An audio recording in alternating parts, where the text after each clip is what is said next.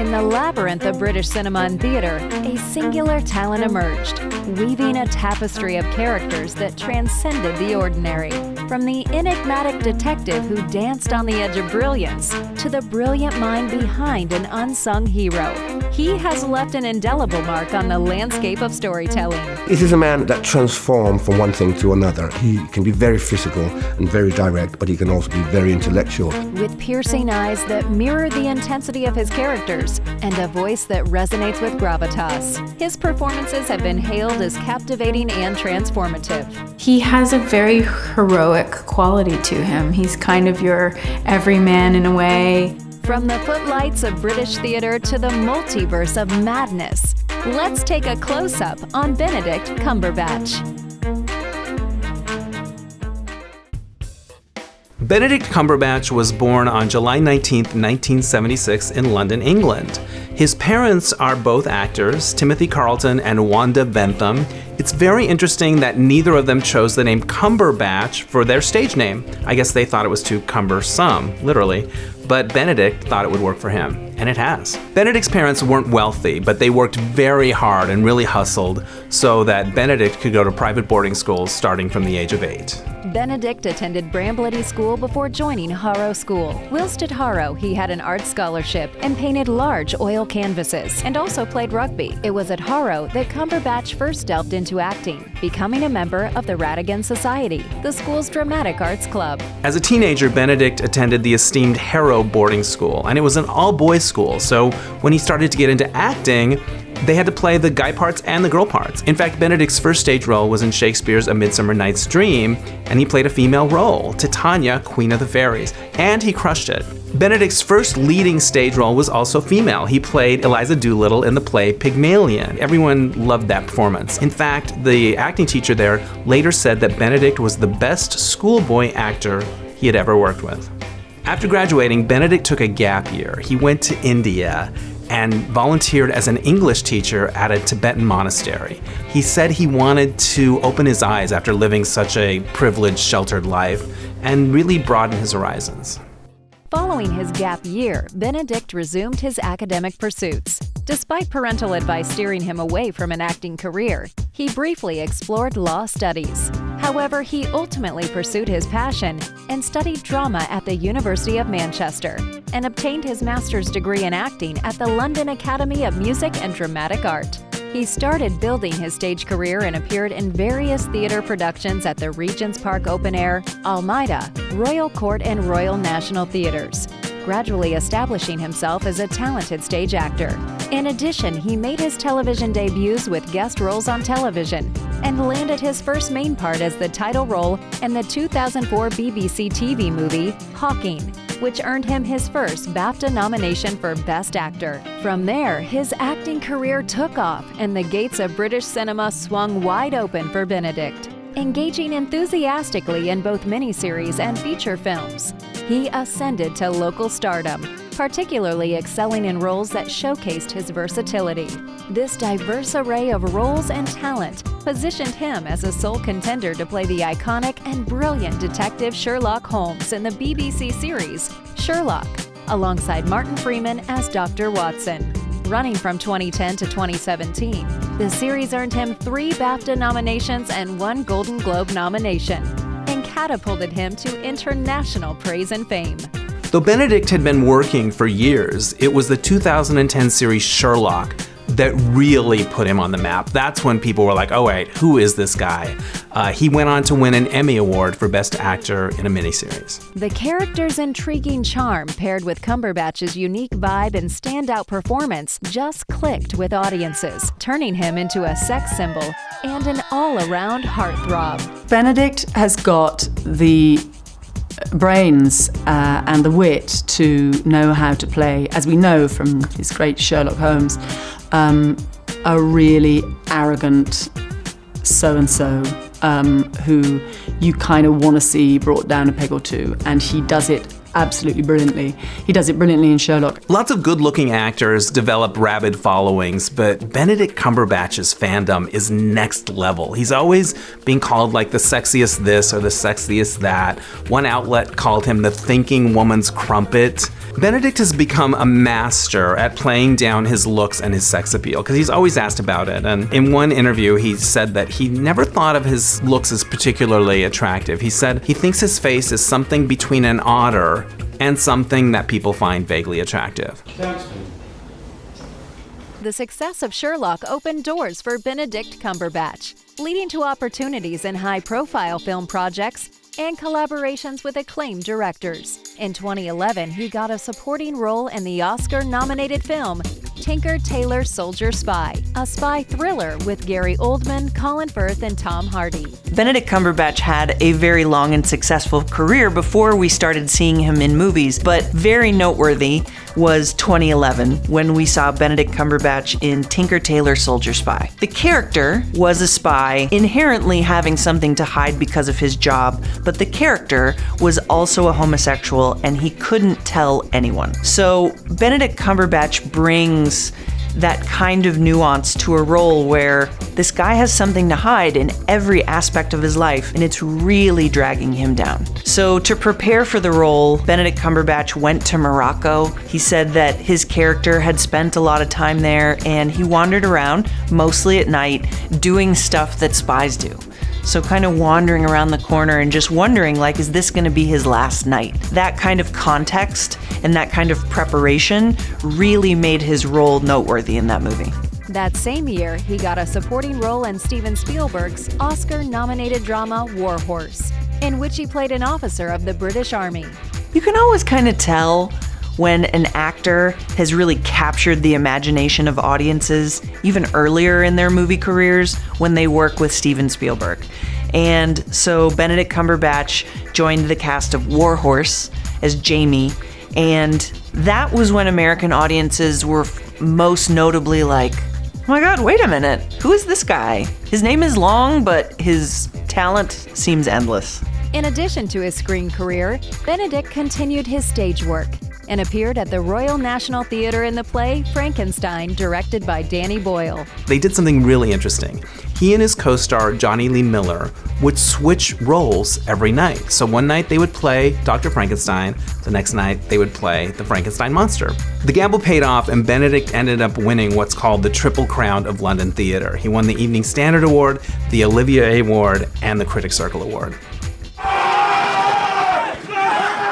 This dragon is just basically showing off. You know, he has no other reason to do it. He wants to basically reinstigate the fear that he thinks is waning because people are talking about revenge. In 2012, Cumberbatch provided both voice and motion capture performances for the roles of the Smaug and the Necromancer in Peter Jackson's trilogy, The Hobbit.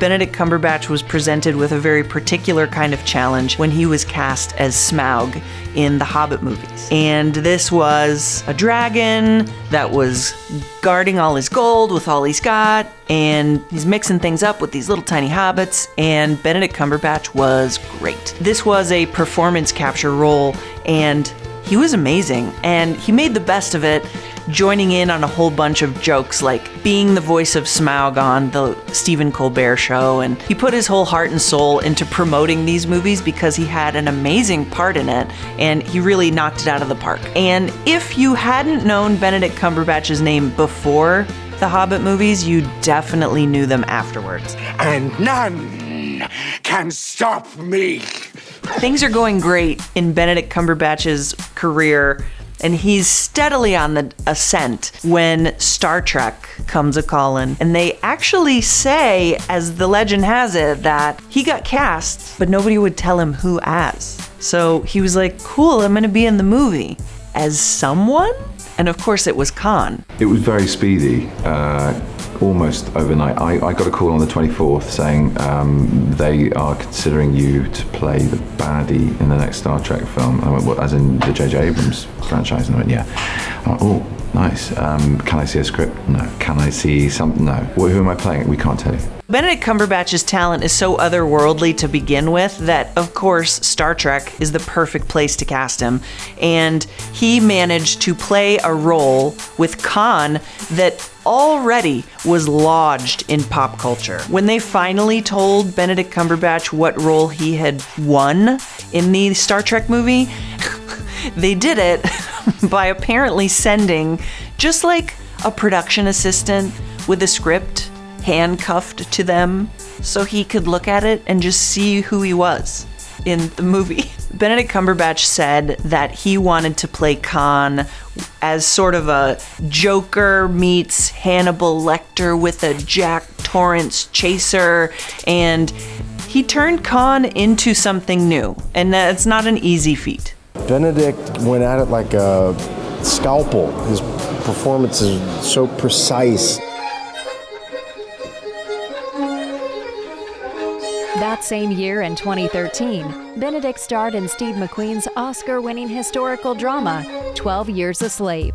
He portrayed William Ford, a compassionate plantation and slave owner, in this acclaimed film based on the autobiography of Solomon Northup, a free African-American man abducted and forced into slavery during the pre-Civil War era. In 2013, Benedict Cumberbatch was in 12 Years a Slave, which was an incredible film with so much award season recognition in Hollywood, and he played the character of Ford.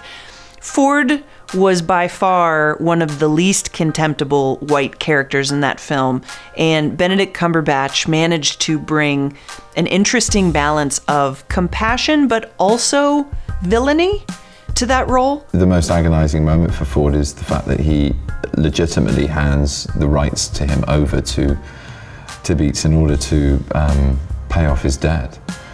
And it's like a loan, it's like a mortgage in a way. It's loaning this entity, this fiscally valuable human being, in lieu of him paying back a debt that he owes. So it's horrendous. He knows he's feeding the Christian to the lion. He knows what he's doing. It's very easy, though, to judge him with 21st century eyes. I think even Solomon is very sympathetic to the fact that he's a man born into his circumstance. But, you know, being objective about it, it's hard to see the good in a person at that moment in time.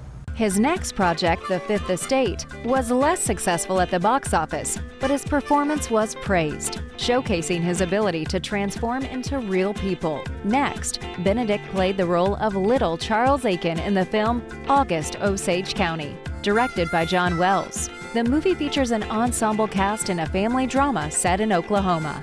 August, Osage County was an adaptation of a very popular play, and Tracy Letts was on record as saying, "Stop casting British actors in my expressly American piece." And apparently, Tracy Letts forgot that actors can act like they're from whatever country we want, and Benedict Cumberbatch did an amazing job in the movie. Tracy Letts has even gone on record as correcting himself. I didn't really know Benedict's work other than I kind of had seen him a little bit on the BBC show that he did, and he sent us what I think he did his audition on an iPhone, as far as I could tell, like in his apartment. There was sort of a refrigerator behind it, you know, his flat in London somewhere. But it was, you know, the second we saw it, it was just, it was beautiful and very moving and funny. So we cast him kind of without meeting him, just literally off his little iPhone audition that he sent us. Benedict Cumberbatch, who is amazing, just walked in, this English kid, and walked in and absolutely fit into our family in the most touching way. The relationship that he and Chris Cooper have is very moving and real. In 2014, Benedict took on another significant role in his career with the historical drama The Imitation Game, portraying the brilliant Englishman, mathematician, and logician Alan Turing, who played a crucial role in breaking the German Enigma code during World War II.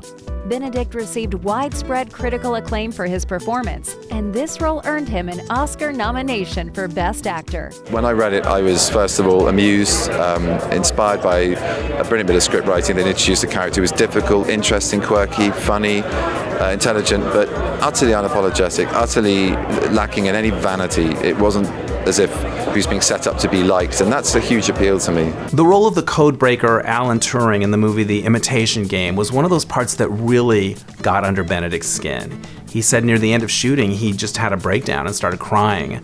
Not just because the project was coming to an end, but he was thinking about Turing and what his life had been like and all the indignities that he had suffered, and that's what moved him to tears. When Benedict was first cast as Alan Turing, there were descendants of Turings that were not so sure about the casting, but after they saw the movie, they were like, oh, he was perfect, we can't imagine anyone better. I think Benedict Cumberbatch's performance in Imitation Game is one of the most memorable when he played Alan Turing, an individual who had contributed so much to our world and only having received contempt in return. He really was incredible, and he received all kinds of recognition during award season, all kinds of trophies, and really what stays with me the most is that Benedict Cumberbatch is one of the best actors to portray a character that is so put upon by the world and yet still so committed to doing great things in spite of it all. He's one of those actors that goes the extra mile for a character even when the director doesn't ask him to do that. So when he played Alan Turing, he made sure that he had a certain kind of denture in his mouth because that's what Alan Turing had. Benedict Cumberbatch was so incredible. He ended up on the cover of Time magazine because of it. Sure, Benedict Cumberbatch is in all these fancy movies, and they're usually during wartime, and they're usually based on real people, and they're very heartwarming. He also could be a penguin. That's cool too. That works. He was in Penguins in Madagascar, the spin-off that no one thought would work, which totally did. In 2015, Benedict played the little brother of an American gangster portrayed by Johnny Depp in Black Mass, and took the stage in the successful Shakespearean play Hamlet. More importantly, it was the year he married Sophie Hunter, a theater director and former actress, whom he initially met while working on the 2009 film Burlesque Fairy Tales. Benedict's wife is the English theater and opera director Sophie Hunter. He had actually met her 17 years before they had even gotten romantic. He knew her for years, but things finally heated up and they announced their engagement in 2014. Benedict and Sophie have 3 children together, all sons, Christopher, Hal, and Finn. That's pretty cool. And action! In 2016, Benedict entered the superhero genre with his debut as Dr. Stephen Strange in the Marvel Cinematic Universe. Benedict is not someone who had been following the Marvel Cinematic Universe all his life. He wasn't a fan of the comic books. So he made the movie Star Trek and he's doing press for it, and one of the journalists says to him, you would make a really great Doctor Strange. And Benedict's response was, Doctor what? But luckily, he ended up catching up with the comics, and he ended up playing Doctor Strange. The film achieved tremendous success, grossing $678 million worldwide. Benedict Cumberbatch is a much welcome entity in the world of superhero movies because he is such a legitimately great actor, but he has a sense of fun, and he's also really good with physical work too. So cast him as Doctor Strange, and he has soared in the Marvel universe, and it's just going to keep going. Benedict Cumberbatch says that the most relatable and most interesting thing about Stephen Strange to him is his spirituality, and the fact that Doctor Strange is this man of science, but he is willing to accept that there is this whole world out there that is magical. He thinks that's interesting, and so that's his access point into this character, and once you know that, it makes sense that he's so delightful in these movies because he's smart, he's willing to play, he has that energy, he's fantastic. He also has told us that he often does not read the whole script of certain movies that he's in because he doesn't want to spoil them, and I think that's really sweet. Beautiful, freezing, but beautiful. In 2017, Cumberbatch portrayed the electricity titan Thomas A. Edison in the biopic The Current War, and found success voicing the titular character in the 2018 animated version of The Grinch, followed by another animated movie, Mowgli, Legend of the Jungle, where he voiced the tiger Shere Khan. Benedict Cumberbatch has a great speaking voice, and sometimes that's what gets him roles. In fact, he's played 2 separate roles on the animated series The Simpsons. He's played the UK Prime Minister for 1 episode, and he's also used his spot-on Alan Rickman imitation to play a parody of the character of Snape from Harry Potter. He can do impressions of so many cool people. He does Tom Holland, he does Tom Hiddleston, Michael Caine, Jack Nicholson, Taylor Swift, and Chewbacca. Throughout his career, Benedict has demonstrated great skill in portraying characters grappling with their inner struggles, notably in the acclaimed miniseries Patrick Melrose, where he took on the role of a drug-addicted aristocrat.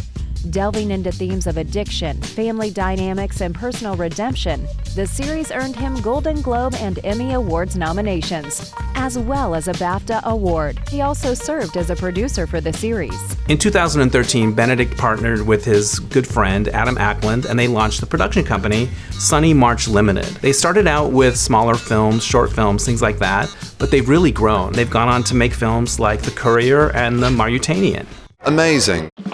In 2019, Benedict appeared briefly as British Colonel Mackenzie in Sam Mendes' World War I film, 1917. 1917 was the 6th project that Benedict Cumberbatch had made around war. I think it's very telling that we want him included in all of our war pictures because he embodies that spirit that they want you to believe exists around war. Hardworking, dogged pursuit, truth and justice, and hope.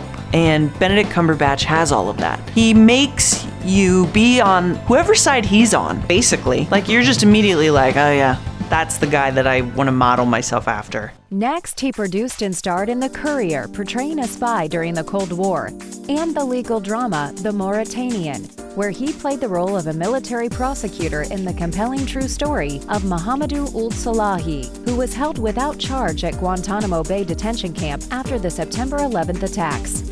He also portrayed an eccentric and brilliant artist in The Electrical Life of Louis Wayne, and he received nominations for the Academy Award, BAFTA, and Golden Globe Award for Best Actor for his role as a rancher in Jane Campion's acclaimed movie, The Power of the Dog. In Power of the Dog, Benedict Cumberbatch was a terrible human being, but still very charismatic. So you were confused while you were watching it because Phil Burbank was mean, he was unkempt, he would punish people for what he thought were their transgressions, and yet somehow you still were kind of into it. I don't know how he does it. He went very method on the set of The Power of the Dog. He decided against not showering, but he did like learn the banjo, smoke a lot, not have his costume washed, and apparently Jane Campion at the beginning of the shoot for Power of the Dog had a meeting with all the cast and brought everyone together, and then she said, "This is Benedict. He's an incredibly nice guy, and you won't see him again until the picture's wrapped." And Benedict Cumberbatch stayed away from everyone on set. He was constantly in characters, Phil Burbank. He was not pleasant, and he's not really known for method acting, but it really paid off in Power of the Dog. House cat, too fat to catch a mouse. As his screen image attests, Benedict takes very good care of himself physically. He's in very good shape. A number of years ago, he changed his diet and is now a practicing vegan. In fact, in 2018, PETA named him one of the most beautiful vegans of the year. He can't do anything without being named the most sexy, beautiful, whatever. Like, he could be on a jury and then the paper would come out and say, sexiest juror of the year. It's a cross he has to bear, I guess. Cumberbatch is actively involved in his works, but also in supporting various charitable causes. His philanthropic efforts span a range of issues, including children's well-being and healthcare, refugee and humanitarian causes, environmental sustainability, healthcare awareness and research, as well as initiatives promoting arts and education. In 2015, Benedict was appointed Commander of the Order of the British Empire by Queen Elizabeth II. So audiences just keep wanting more Doctor Strange, and in 2022, Doctor Strange and the Multiverse of Madness was one of the highest grossing movies of the year, rescuing theaters everywhere and making everyone just jump for joy. On February 28, 2022, Benedict was given a star on the legendary Hollywood Walk of Fame, and the Marvel Studios president, Kevin Feige, was one of the people that spoke. And at the ceremony, he described Benedict as the new anchor of the Marvel Cinematic Universe. In 2005, Benedict experienced one of the most harrowing experiences of his entire life. He was shooting in South Africa. He had a day off. He went scuba diving with some friends, and they were driving back, and they were on this isolated dirt road. They were driving out in the wild, and they stopped to change a tire. Suddenly, 6 armed men come upon them. They take all of their valuables, and then they force them to get into the car, and they drive away with them. Eventually, the men stop out in the wild, and they force Benedict into the trunk at one point. Finally, they end up under this bridge, and the gunmen get the 3 friends out of the car, and they force them to crouch. And then finally, they look up, and they realize that the gunmen had left. They were out of danger, and Benedict says it's something he will never ever forget. You would think after surviving a really harrowing close call like that, one might become more cautious in their life, but Benedict said for him, it was actually the opposite. He said after going through that, he realized that you only go around once in this life, and he wanted to live what he called a life less ordinary. Benedict seems like the kind of guy that in his downtime would just read classic literature in front of a fire in his study, but that's actually not his personality at all. He's actually kind of an adrenaline junkie. He does things like hot air ballooning and snowboarding and skydiving. He's actually kind of a daredevil. It's beautiful. It's very, very beautiful. With his versatility, his unique voice and charisma, drawing crowds of fans and setting him apart, he showcases a range few artists possess. Seamlessly navigating mediums from the stage to iconic TV roles and superhero ventures, Benedict Cumberbatch emerges as one of the most complete artists in Hollywood. I had a job to do and I just enjoyed every minute of it, really.